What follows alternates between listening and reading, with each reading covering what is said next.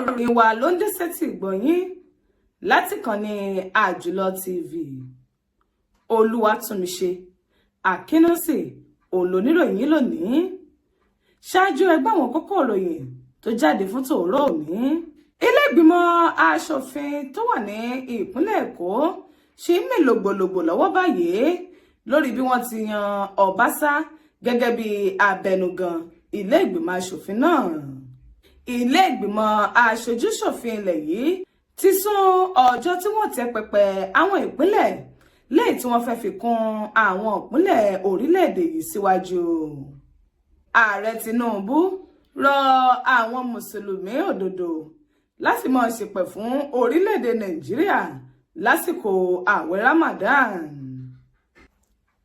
Àwọn ìyálọ́jà ìyálájẹ nílùú Benin ṣe ìwọ́de lórí bí ọkùnrin kan ti gún ìyàwó rẹ̀ pa toyúntoyún. Lágbo àwọn amúlòdùn báyìí, ilé-ẹjọ́ fààyè gbà kí wọ́n gba bẹ́ẹ̀lì Jude Okoye lórí ẹ̀sùn ìkówó ìlú jẹ tí àjọ EFCC tó fi kàn án. Ìròyìn náà rèé lẹ́kùnrẹ́rẹ́.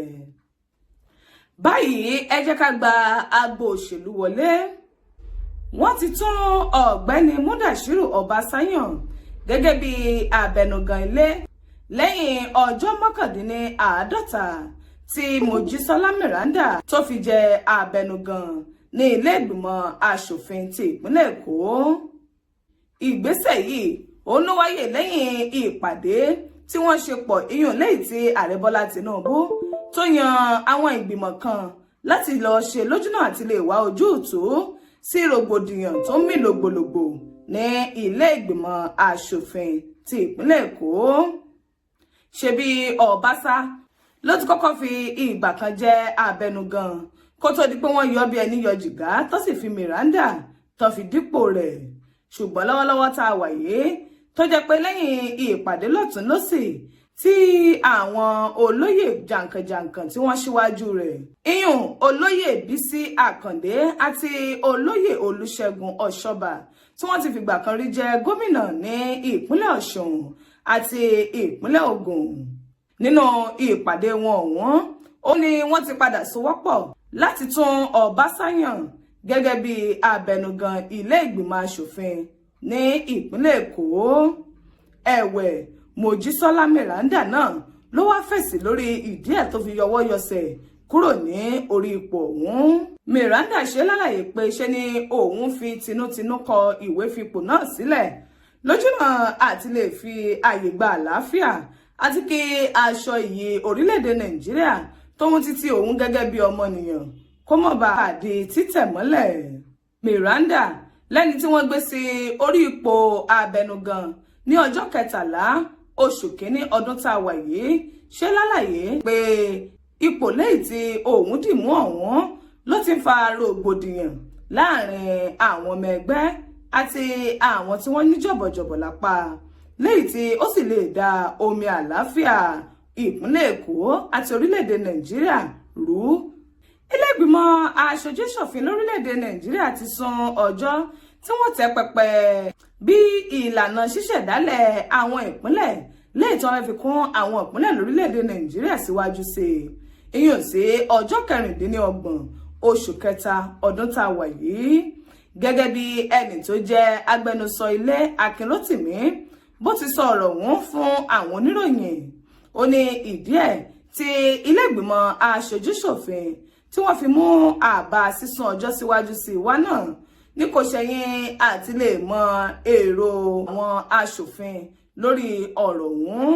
Ṣebí bàbá gbàgbé pé ní ọjọ́ 7 oṣù kejì lọ́dún tá a wà yìí òun ní ìgbìmọ̀ tó ń rí sí àtúnṣe ìwé òfin òun ni wọ́n kéde rẹ̀ pé wọ́n fẹ́ mú àlékún bá àwọn ìpínlẹ̀ tí ó wà ní orílẹ̀-èdè Nàìjíríà yìí lè tó 29.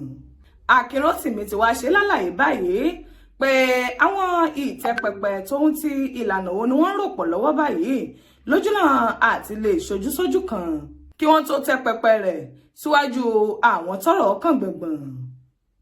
Lọ́gbà bẹ́ẹ̀ ààrẹ lẹwa ààrẹ Tinubu ti rọ àwọn mùsùlùmí òdodo láti lo àkókò àwẹ̀ Ramadan yìí fi mọ́ ṣepẹ̀ fún orílẹ̀-èdè Nàìjíríà kó lè mọ́ pọ̀ sí nínú ọrọ̀ ìtẹ̀síwájú àti àlàáfíà. Ààrẹ lẹ́ni tí igbákejì rẹ̀ Kashim Shettima tó ṣojú rẹ̀ níbi ìṣínú àwẹ̀ kan ó ní ó sọ̀rọ̀ òun pé àgbájọwọ́ báyìí òun ni àfíngbẹ́rù dórí tó sì jẹ́ pé àdúrà àwọn mùsùlùmí òdodo ó ní ó lè ràn wọ́n lọ́wọ́ láti lè jẹ́ kí orílẹ̀-èdè Nàìjíríà kó túbọ̀ lè gòkè àgbà lẹ́ka ti ètò ọrọ̀ ajé àti àwọn nǹkan míì lẹ́yìn tí orílẹ̀-èdè Nàìjíríà tó nílò ìdàgbàsókè nínú rẹ̀. tó àwọn ìyálọ́jà nílùú Benin ti ìpínlẹ̀ Edo ó ní wọ́n ti ṣe ìwọ́de alálàáfíà báyìí látàrí bí wọ́n ti ń fi ẹ̀hónú wọn hàn lórí bí ọmọkùnrin kan tán porúkọ rẹ̀ ní Calvin Nzeko bó ti gun ìyàwó rẹ̀ Success Nzeko pa tòyúntòyún. Ìròyìn sọ di mímọ̀ ní òwúrọ̀ òní pé Success òun ló lóyún oṣù 4 sínú kó tó di wípé fàákàjà wáyé láàrin òun àtọkọ rẹ̀ sì lù ú pa. Àwọn obìnrin ìlú Benin náà tí wọ́n ń kọrin àwọn ò ní gbọ́ bẹ́ẹ̀ ni a ò ní gbà báyìí lórí bí wọ́n ti ń pè fún ìdájọ́ òdodo.